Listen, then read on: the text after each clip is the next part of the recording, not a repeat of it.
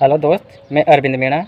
जैसा कि आप सबको पता है कि आरआरबी बेंगलोर आरआरबी अजमेर में 0-0 डिमांड हुई है। इस वजह से वहाँ के कैंडिडेट बहुत ही ज़्यादा परेशान हो रहे थे। तो आप लोगों को ये बताना चाहता हूँ कि जैसा कि एक कैंडिडेट हैं, नाम तो नहीं लूँगा क्योंकि वो खुद डरता है, खुद साफ मना कर दिया उसने नाम लेने से, तो लेकिन उसको मैं जानता हूँ। तो उसने आरआरबी अजमेर में आरटीआई लगाई थी। तो 4 या 5 दिन पहले आरटीआई लगाई थी और कल उसके पास कॉल आया। तो उन्होंने पूछा कि बेटा आप यहाँ से क्या जानना चाहते हो। तो उन्होंने जवाब दिया कि सर हम सभी ट्रेड के बारे में जानना चाहते हैं कि यहाँ से 0-0 डिमांड किस आधार पर भेजी गई, जबकि अदर बोर्ड में तो अच्छी खासी डिमांड भेजी गई है। तो यहाँ तो कैंडिडेट की काफ़ी ज़्यादा डिमांड है। फिर भी ये जो जोन वालों ने मिनिस्ट्री 0-0 डिमांड कैसे भेज दी। तो उन्होंने ये कहा कि आप 8-10 दिन और वेट कीजिए, 8-10 दिन के अंदर मैं आपको डाटा बता दूंगा भाई यहाँ कौन से डिवीज़न से कितनी डिमांड गई है। ये उस ऑफिसर के द्वारा उस कैंडिडेट तक बात पहुंचाई गई। और उस कैंडिडेट का कहना है कि जैसा कि आरआरबी अजमेर में 4 डिवीज़न आते हैं। आरआरबी में 4 डिवीज़न आते हैं, एक तो जोधपुर, अजमेर, बीकानेर और अजमेर और जयपुर, ये 4 डिवीज़न आते हैं। तो आप लोगों से अजमेर वाले कैंडिडेट से ये कहना चाहता हूँ कि सभी कैंडिडेट अपने आरआरबी अजमेर में जितना हो सके उतनी आरटीआई लगाइए। कैटेगरी वाइज सभी ट्रेडों के बारे में जानने के लिए कहाँ कितनी डिमांड है, क्योंकि ये चीज़ हमारे लिए आगे एक प्लस पॉइंट रहेगा। जब अपन को आरआरबी से जवाब मिल रहा है कि डिमांड तो काफ़ी अच्छी है, फिर भी उन्होंने 0-0 कैसे भेज दिया। तो ये तो आप लोगों के साथ गलत किया जा रहा है, पता नहीं किस आधार पर 0-0 भेजा।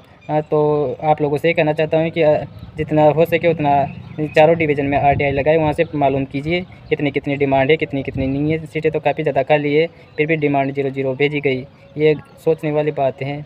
और जैसा उसी प्रकार आरआरबी बेंगलोर में भी 0-0 डिमांड हुई है।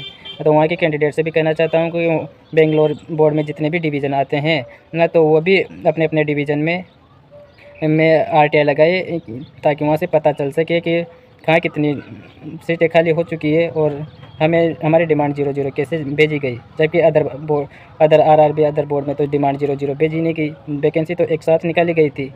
और जैसे ही अपने पास आरटीआई का रिप्लाई आता है तो वो हमारे लिए एक प्लस पॉइंट रहेगा वेटिंग क्लियर करवाने में, ये कहना चाहता हूँ। और रही बात है, कुछ लड़कों का कॉल ज़्यादा आ रहा था कि डेट बताओ डेट बताओ। तो आप लोगों को डेट बता दी जाएगी, 2 या 3 दिन बाद में डेट बता दी जाएगी। हमने काम स्टार्ट कर दिया है और ग्राउंड पे काम भी कर रहे हैं लड़के, उनको भेजा भी गया है। आज जाने के लिए सब इच्छुक हैं, जिन से बात कर रहा हूँ वो सब जाने के लिए इच्छुक हैं। तो ये कहना चाहता हूँ जैसे ही आप उनको आगे से डेट मिलती है तो हम आप लोगों को बताएंगे, क्योंकि बात तो हम घर बैठ के कॉल भी कर लेते, लेकिन हम ऐसा नहीं, हमें उनसे मिलकर उनसे रिक्वेस्ट करके हमें बात करके फॉर्मेलिटी पूरी नहीं करनी, हमें उनसे काम भी करवाना है। इस वजह से हम जो भी कैंडिडेट जाना चाह रहे हैं और जिनको भेज रहे हैं तो कुछ सोच समझ कर भेज रहे हैं, और वो भी कुछ सोच समझ कर ही जा रहे हैं। हमने अपनी व्यक्तिगत राय उनको दी तो उनको अच्छा लगा, तो वो ग्राउंड पे आने के लिए तैयार हो गए।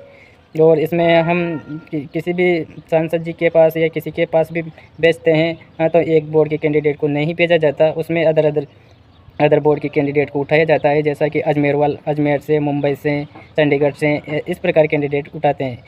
क्योंकि कुछ लड़के होते हैं जो अपना एक्स्ट्रा दिमाग लगा लेते हैं कि हम जा रहे हैं तो अपना बोर्ड का मैटर लेकर चलेंगे। तो मतलब लगा ही लेते हैं, हम कितना भी समझा ले लेकिन वो किसी न किसी के दिमाग में आ ही जाता है।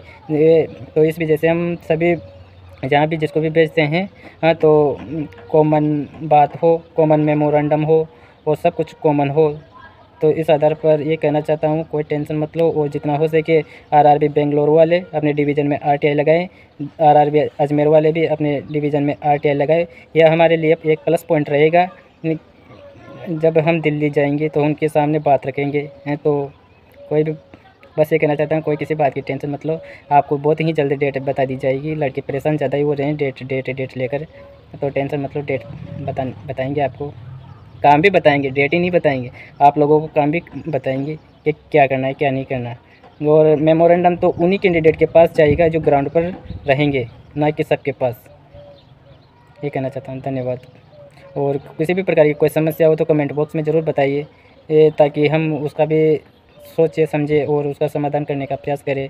और कल का वीडियो आएगा आरआरबी इलाहाबाद और आरआरबी कोलकाता के लिए, क्योंकि ये कैंडिडेट इनका पैनल आ गया, लेकिन बहुत सारे ऐसे कैंडिडेट हैं जिनका पैनल में नाम नहीं आया, वो परेशान हो रहे हैं और कुछ ज़्यादा ही हो रहे हैं। तो कोई भी कैंडिडेट निराश ना हो। आपकी समस्या, हर समस्या का एक ना एक समाधान होता है। बस थोड़ा पेशेंस बनाए रखिए। धन्यवाद।